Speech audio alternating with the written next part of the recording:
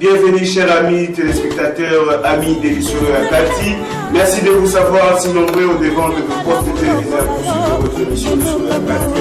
Aujourd'hui, nous sommes là pour un nouveau numéro de Lisolo Yakati. Et à titre de rappel, nous vous rappelons que la semaine passée, nous avons reçu un grand homme, le pasteur qui fait partie des conseils des sages de la communauté congolaise en Égypte.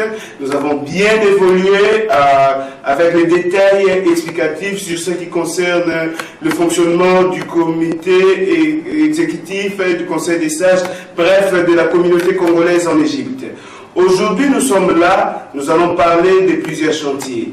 Nous allons parler des différents chantiers qui s'effectuent en Égypte, au Congo. Quel sera l'apport des Congolais? Et avant tout ça, nous rappelons que Lisolo Yakati a bien reçu les conseils de tous ceux qui nous ont écrit dans nos mails, dans nos différentes boîtes à lettres. Merci beaucoup. En tout cas, au nom de Lisolo Yakati, totondi bino botondi tomoni ete Lisolo Yakati yaki penza na ndako na bino. Lisolo Yakati boyambi yango na motema mobimba na bandeko oyo bamekaki kokomela biso tosepeli mingi na makambo maso bokomaki. Lisolo Yakati tolobaki ezali émission ya anti-polémique.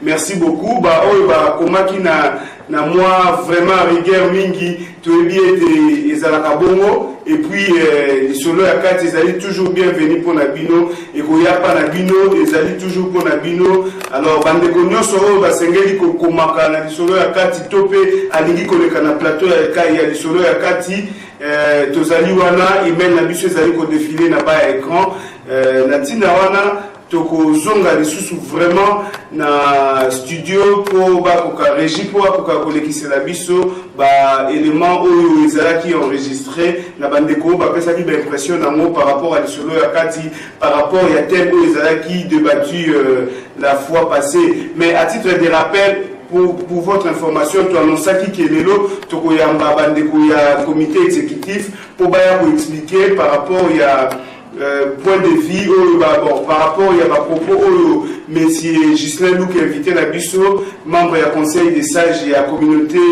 congolaise na Égypte à l'obaki na émission eleki bon to contacter qui bandeko na biso ya comité exécutif balobi na biso bazali na nous prêter to mekai ko joindre bango bazali ko bongama ko ya po Lisolo Yakati ekotaka vraiment na ba détail. Alors il fallait baya ko expliquer bandeko ba congolais nyonso ya monde entier ya bandeko ya balisanga ya diaspora mususu ndenge nini bango ba fonctionnaka na bandi na poso ko ya to koyamba bango na kati ya plateau ya Lisolo Yakati. Bongo pona ko umela te ko kota vraiment na bozindo ya émission na biso to mekana nous kolanda ba point de vue oyo ya ba maman na biso congolaise mi bale ba pesaki. Masola Kati elekaka na télévision batu nyonso tomona kango ba o bamona kate basala effort pa bamona ngo bongo siko yebisa tozalaka bien na ndenge ni pa tozala communauté na biso ko communauté congolais oyo esangisaka biso ntango bafeti ntango bamakambo ba ambassade bavote tokutanaka bamakambo wana tosolaka.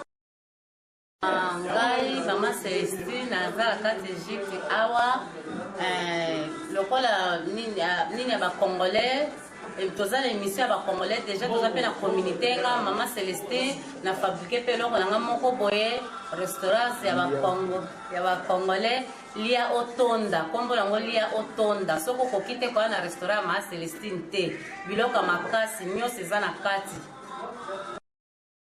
ya Masolo Yakati soki bolanda ngo na télévision bokoyeba wana nyonso bokolanda ngo bien. Merci.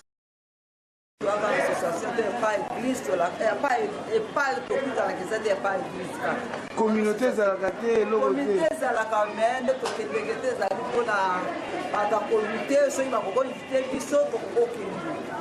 Mais jusqu'à là, on n'a pas d'invitation. Bon, pour cela, quand c'est ça là, on t'occupe d'Alaka.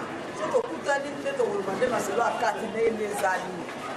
Au Pessimbo, tu es là, on a banane. Un Pessimbo, tu es là, on a on sort, on a la 4 jours. Bandeko na ngani onso na kisasa bana na mwana na ngai na poto Nathalie Mafueni na France na Pessimbo mingi na pesa ya mbote na Allemagne na Suisse alors na Belgique. Merci beaucoup na bandeko ya Régine na ba élément kitoko wana bateli biso tozongi na plateau na biso ya émission lisolo ya kati tolobaki lelo tozali na bato ya kafu pe bato ya Mayele bato ya Bwanya yango tokoleka na kopresente bandeko na biso na loboko na ngai ya mwasi nazali na ndeko Francis Amundala azali yoko ya bakongolais oyo bafandi na mboka Egypte ndeko Francis mbote na na loboko na ngai ya mobali nazali na papa Gislain Luc azali susu moto ya kopresente te azali yoko ya balekaka ngonga nyonso na plateau ya lisolo ya kati mbote na biso papa Gislain Luc. Mbote papa journaliste. Merci beaucoup.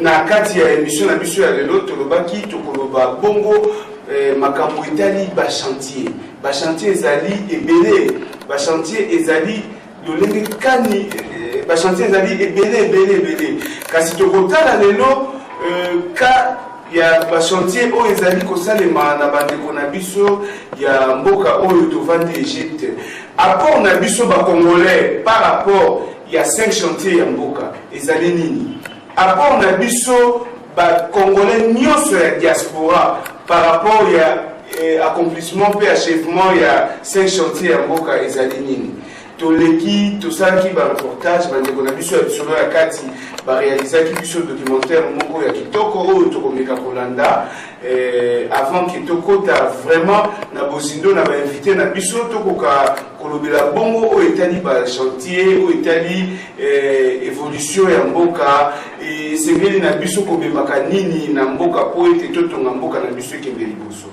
tozonga lisusu na régie ebongo na nsima ya élément wana tokomeka kokomante ntango élément ezali kodefile soki tokoki kozala na mwa liloba ya koloba elongo na bainvité na biso bongo yango nanu totala élément wana ndenge ekodefile liboso na biso.